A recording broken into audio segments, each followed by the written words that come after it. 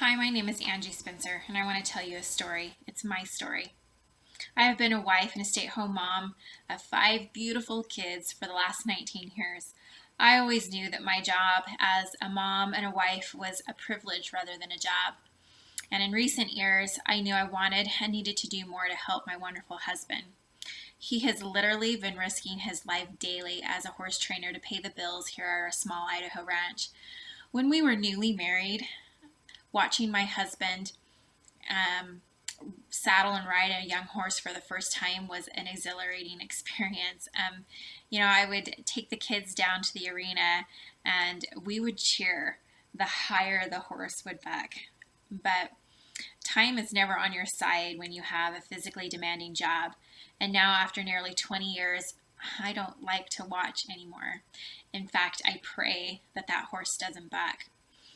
I know that he can't continue to do what he does for probably not even 10 more years, maybe not even 5.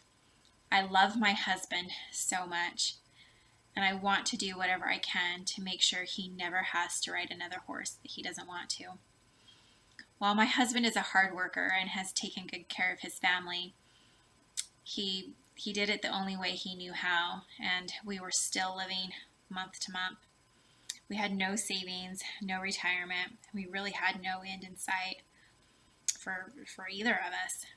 I would shop at Walmart from time to time, and when I would walk in, I would see the greeters. And I was always really nice to them because honestly, you guys, this was my retirement plan. I really thought when I saw them that I just envisioned myself. Most of these greeters are elderly, and I would think that they should be with their grandchildren. They should be RVing across the U.S., right, enjoying their golden years, but they weren't. And I wondered why. Could they have been like us and not prepared for their future? I had hopes and dreams, and so did my family, and I'm sure some of you watching do too. And I knew if I wanted to attain those hopes and dreams, not only for myself but for my family, something had to change, and I knew I had to change.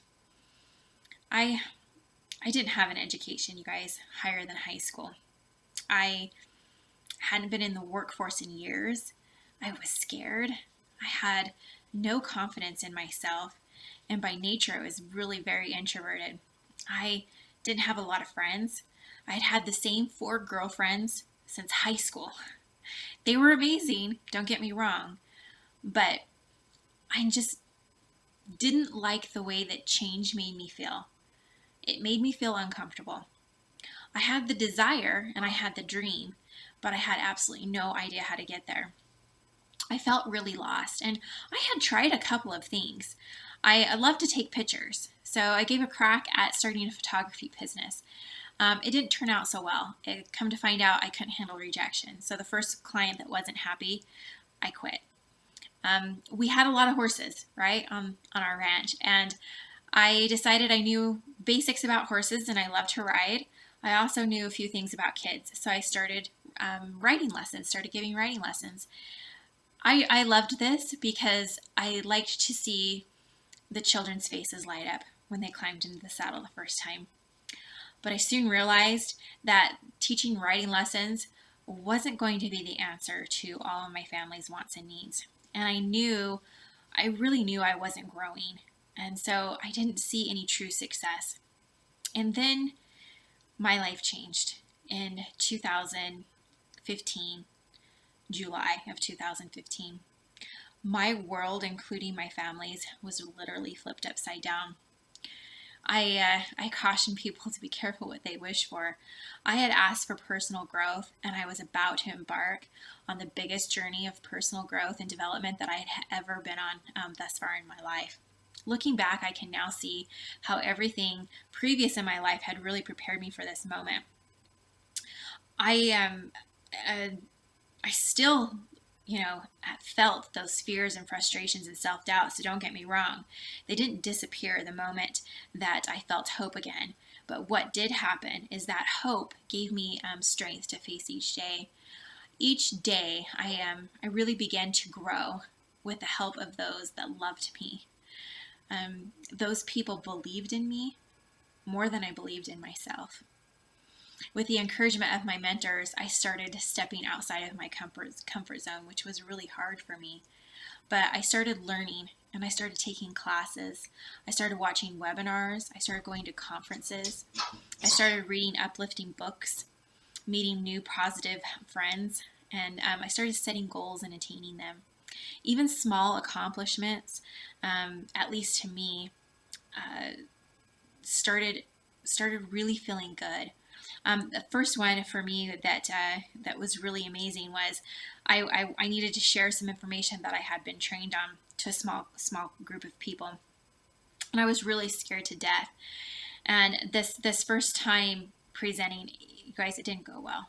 In fact, it was honestly, I really stunk. It was really bad. In fact, I've never really got good, but I've got a little bit better. But I remember in that moment, I remember thinking to myself that first time presenting that it couldn't get any worse. Okay? I remember thinking I was so scared and so nervous that it just couldn't get any worse. But, it can. And about 5 months later, I found myself in Las Vegas, Nevada, on a national stage training in front of hundreds and hundreds and hundreds of people. Talk about some personal growth and being uncomfortable. For a girl that has stage fright and fear of public speaking, this was a huge, huge stumbling block, huge roadblock for me, and I didn't know how I was going to ever overcome this. I was sick for days. I hadn't slept. I hadn't ate. All I could think about was how I was going to overcome this, but I knew I had to do it. The moment that I was to get on stage, I remember there was this long aisle I had to walk down. The music was playing, the crowd was screaming, clapping. They were announcing my name and what I was going to speak on, and I remember I froze. I couldn't move. And I remember they were looking at me and they were saying, "Go, go." And I couldn't move. And I remember I had an associate standing next to me, and he literally put his hands on my back and he shoved me. And if it wasn't for that gentle shove and he said, "Go," I don't think I would have ever made it on stage. I don't remember what I said when I was up there. I don't remember what happened. I remember being scared. I remember being barely able to get the words out. But what I do remember is the moment that I stepped off.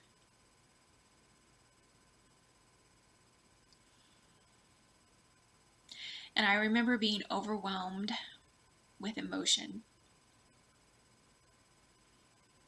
that I had conquered my fear.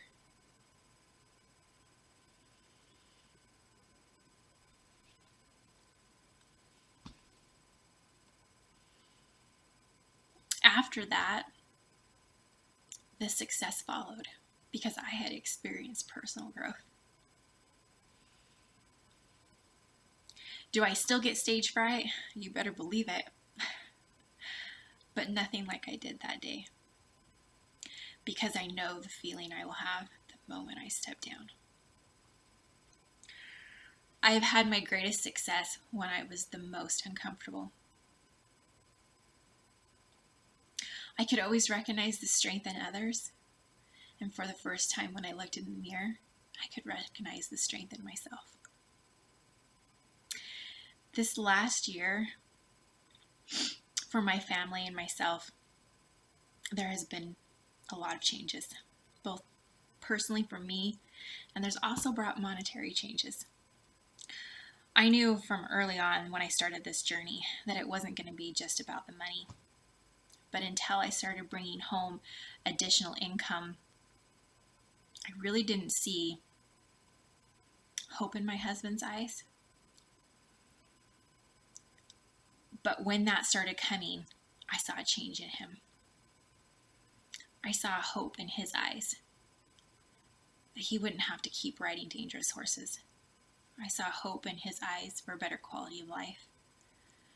I saw hope in his eyes that he could start saving. And I saw hope for a retirement.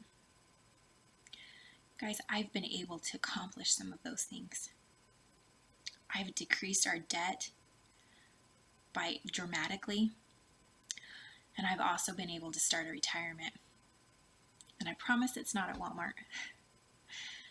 And I'm so close to accomplishing some of my other goals that I've set, and I'm committed to doing those and achieving them.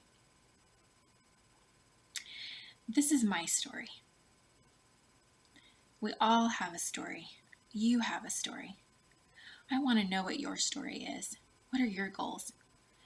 Who do you love enough to get uncomfortable and grow so that you can have success in your life? I want you to start on yourself. Thank you for listening.